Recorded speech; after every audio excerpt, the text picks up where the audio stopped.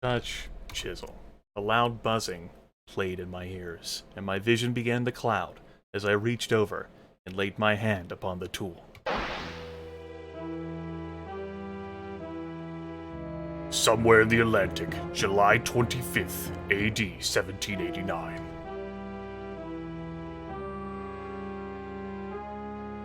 Buta had been a great warrior. In battle, his skill was thought unmatched in all of Africa. He had respect, a great house, a slew of beautiful women, children to make any father proud.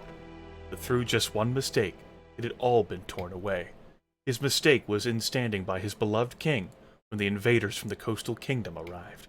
Now his great house was ruined, his women raped, his children murdered. And for himself, the worst fate of all, sold to the white men in exchange for weapons, shackled with his fellows in the hold of a slave ship. He was strong. Perhaps he could have lived as a slave. But then came the sickness. The simple fever, no doubt to be gone the next day, but the white men took no chances and threw him overboard. For days he drifted, waiting for the black cloud of death to descend. Having lost everything, he now sought only the embrace of the deep, a welcome end to a life betrayed. But the end did not come then.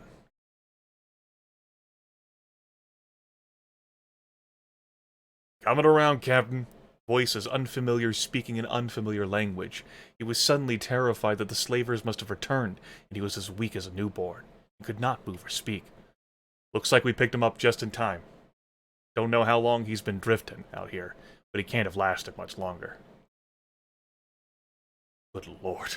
Look upon it, men, the greatest evidence we have of humanity's inherent evil. Never forget that men, sailors such as you or I, did this. Left this poor wretch to die. Slavers aren't sailors like you or I, Captain. No, I do not know how those devils can have the audacity to still call themselves human. Today there is no pride in being an Englishman. Find our new passenger some quarters. Make him comfortable. Passenger, Captain? Every innocent who sets foot on my ship is a free man. Is there something about this policy you find questionable? Not at all, Captain. No, these were not the slavers. The ship was different, less crowded with terrified black faces. There was anger in the voices of the white men, but they were not directed at him. Still frightened, but somewhat reassured, he passed out. Days passed, and his health was restored. To have been rescued by the ship of these good white men had been a fantastic stroke of good fortune. He decided it had been the will of the gods that he should survive, and that proper thanks would be in order. An idol, that was the answer. If he could just find some suitable wood and a sharp blade, he would carve the finest idol of his life. The Sea Angel was a small clipper built for speed and the fast delivery of cargo. It was late in the evening, and there were few crewmen on deck.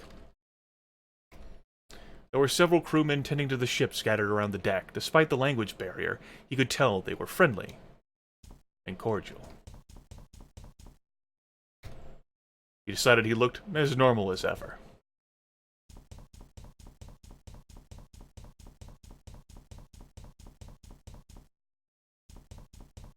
However, our boy here can't lift his feet up to get over the deck. Look, carpenter. Look, tools. Ask for help.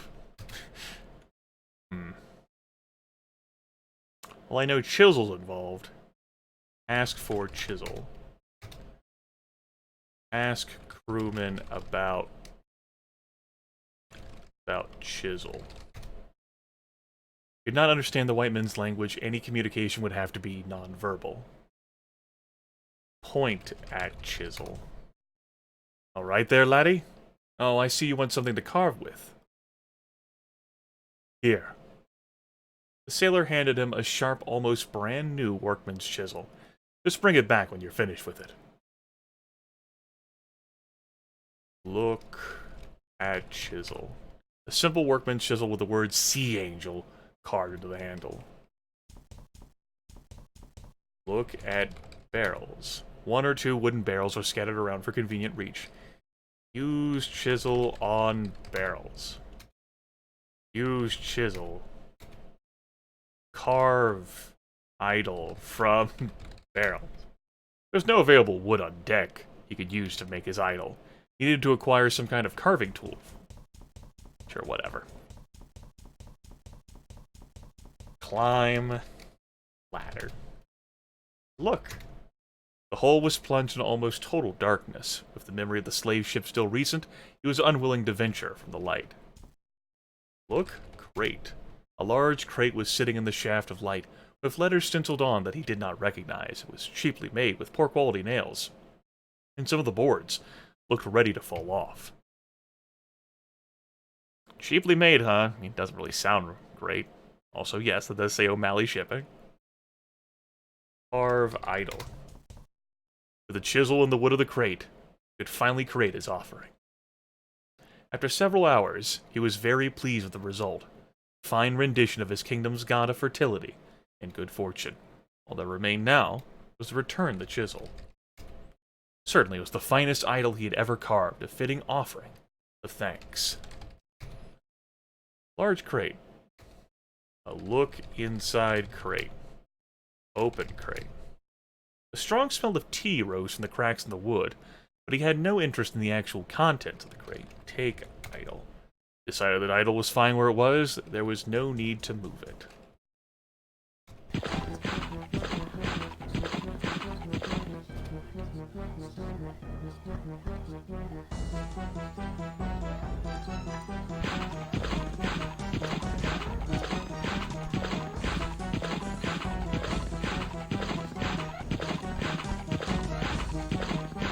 Howdy.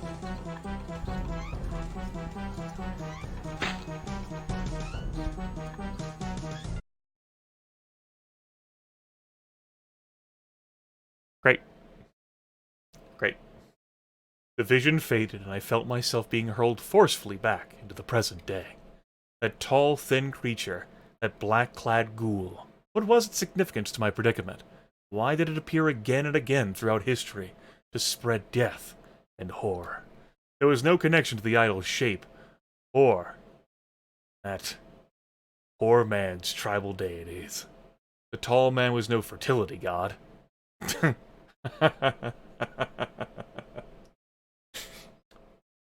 How dare you? He very well could be, damn it. It must have been connected to the wood of that crate somehow. There had been a name on that crate. I hadn't been able to read it, but I, looking through his eyes, had. O'Malley Shipping. Could the owner, in all the gin joints in all the world, could that O'Malley be somehow correlated with Siobhan? Because the O'Malley name has... It was a flimsy possibility, but at that point, my only lead. Resolved to discuss this with Siobhan at the earliest opportunity.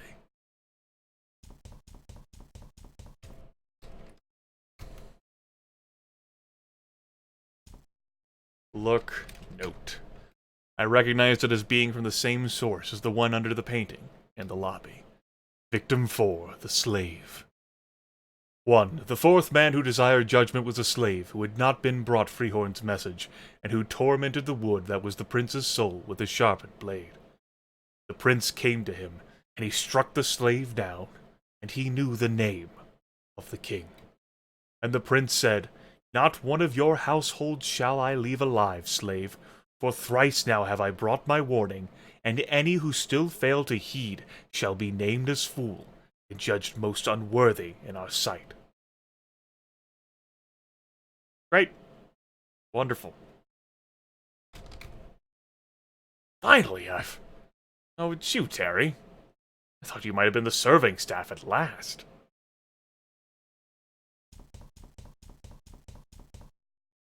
Ask a bed about serving staff. Ask a bed about staff. You haven't seen any of the hotel staff since our first conversation in your room? No, it's very odd.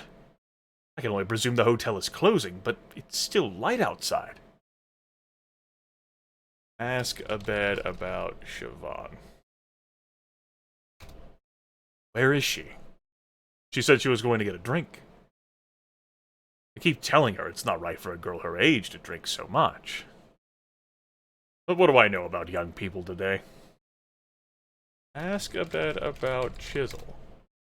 Do you know anything about Siobhan's family tree, Abed?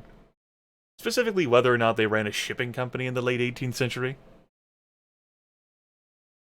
What on earth makes you think I would know that? I really don't know, I just thought I'd ask. Why don't you ask her? Instead of wasting my time and yours with questions she could easily answer herself.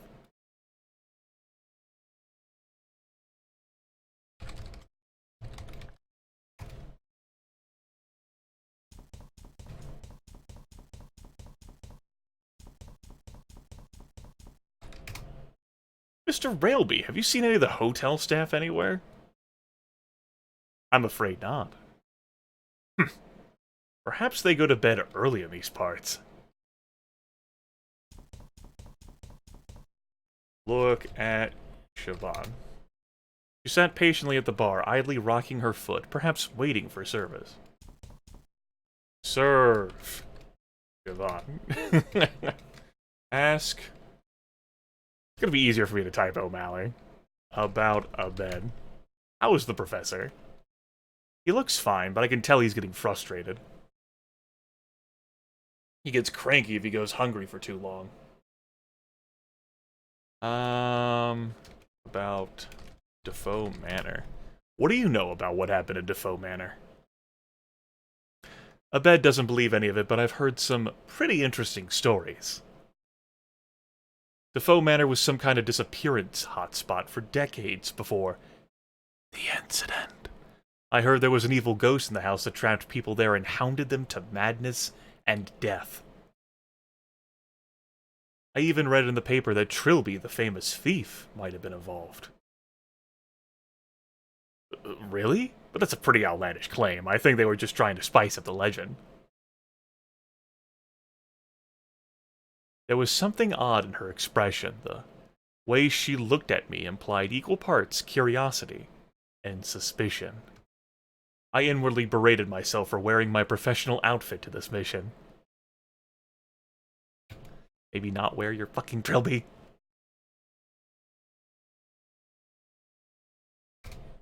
I didn't think that would be a relevant discussion. About... idol. About artifacts. About Sea Angel. Do you know anything about the history of your family? I wouldn't be much of a history student if I didn't now, would I? I'm researching my family tree as part of my diploma. That's ideal. I appreciate this may sound like an odd question, but trust me when I say it's important.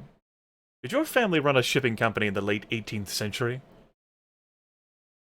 That is an odd question, but I do remember reading something about O'Malley shipping. Of all the O'Malleys in the world. I'd have to check my notes, I left them in my book bag. Could you meet me in my room about 5 minutes? I'm in 2A, next to a bed. Certainly. I'll see you there, then. You know, I didn't try going into her room earlier, like knocking on her door. Might have been able to talk to her, instead of, like, looking outside for her. Maybe not. It doesn't matter.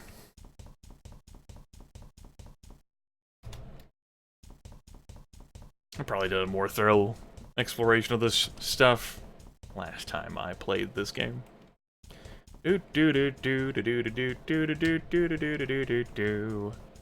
Ground floor, first floor, second floor, third floor, instead of first floor, second floor, third floor, fourth floor. Whatever.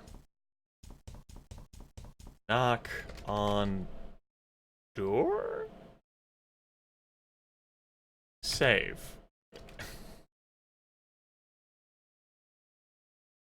Okay. Yeah. Knock on door. Door's open. Open door. Come in, please, Terry. You have the papers? Must you always get right down to business? Come and sit down. Let's talk. Sit on the sofa, Terry. Sit on the sofa. Nope, just sit right next to her. How are you feeling? We were a little worried about you. I have these moments of illness. What do you want to talk about? Defoe Manor. Oh, it kind of interests me. I was really into the media coverage of the incident at the time. This client of yours, the one who wants the figurine, what does he know about it? Well, he has an interest in the occult, and there's some nonsense story going around about it. Something about the idol being a vessel for an evil ghost. I wasn't really paying attention. Really? I don't remember hearing about that in any of the reports. No, you wouldn't have. It wasn't widely. Have you heard the story that Trilby was in the house? I could feel cold sweat drooling down my train. Every fiber of my being was concentrating on not giving any outward signs of choo-choo as Siobhan spoke of my secret name with wide-eyed enthusiasm. No one believes it, but Simone Taylor insisted it was true right up until, well, you know. She says he saved her from the house. I think that's a little far-fetched. That's exactly what Abed says. He says a ghost is one thing, but throwing Trilby into it just makes it seem silly. Truth be told, I don't think that Abed believes in Trilby any more than he does ghosts. He's so grounded in reality. A sensible attitude. Have you always been an antique dealer? Siobhan, please, I came here to talk about. Let me put that another way. Have you ever been an antique dealer? I knew it. The outfit, the hat, Terry Railby. You're him! You were in Defoe Manor. And now you've come here to finish off the ghost. Siobhan, I always knew there was something else. In this world, that there was something better, more glamorous, just below the surface. Glamorous. Will you take me with you? Listen to me. There is nothing glamorous about what I do. I live in shadows that threaten to consume me every single day. And if you pursue this any further, you're going to walk straight into one. What are you talking about? There is something extremely dangerous in the hotel. I don't know what it is, but... Oh God, no! No! White woman in a horror movie, I tripped! I was a little too concerned about my predicament to do that. Okay. We'll use this moment here to have a think. As Grimith, like, racks his brain. I think I remember how to deal with this situation. Howdy! Howdy! Look! Tall man. Look, tall man. The tall man looked just as he did in my visions, stupidly tall and thin, as if he had been taken in two giant hands and stretched. Nothing in his face or body betrayed any emotion as he approached. Got him. Yeah. Get dunked on, tall man. Siobhan was out cold, but uninjured. She would probably be safe on her bed while I continued my investigation. Woo! Grimith 1, tall man 0. And let's revisit 2019. That's right. I'm a winner, damn it. That's me. I get to win, not you. Now save the game in my victory and exult in my glory. And I sufficiently calmed down. That was a pretty tranquilizing effect there.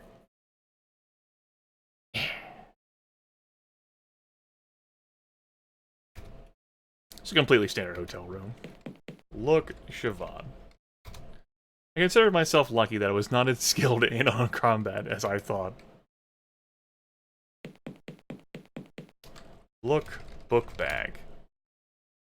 Open bag. Under the circumstances, Siobhan probably wouldn't mind. There were a few textbooks, a half-empty water bottle, and a large folder marked O'Malley Family History. This, I decided, was my quarry. I flipped through the pages until I reached the information relevant to the 18th century, and read my discoveries out loud. The Liverpool-based O'Malley Shipping Company ran for 3 generations of the family in the mid to late 18th century, until the loss of one of their clippers drove the company to bankruptcy. I read that too quickly. The owner at the time, Jacob O'Malley, placed the blame somewhat irrationally on a shipping crate, which family legend alleged to be haunted, that had been on the ship at the time. Why would you use the haunted shipping crate then? It's the only one we had. There are numerous tales of bizarre events surrounding the crate, and the story of the crate's origin is no less mysterious. What is wrong with you superstitious people? It goes that a strange young man came to a carpenter's at the Liverpool dockyards with a very expensive-looking harpsichord, which he insisted be smashed up and the wood used for whatever purpose the carpenter desired. He refused to leave until the instrument had been utterly broken into its component parts in front of his eyes, and the wood sent to be made into crates for O'Malley shipping. When pressed for his name, the man identified himself as one Jack Freehorn. The Rooms of Jack Freehorn, July 28th, 1778. Grimith is gonna give you a cliffhanger. You can go fuck yourselves, yeah.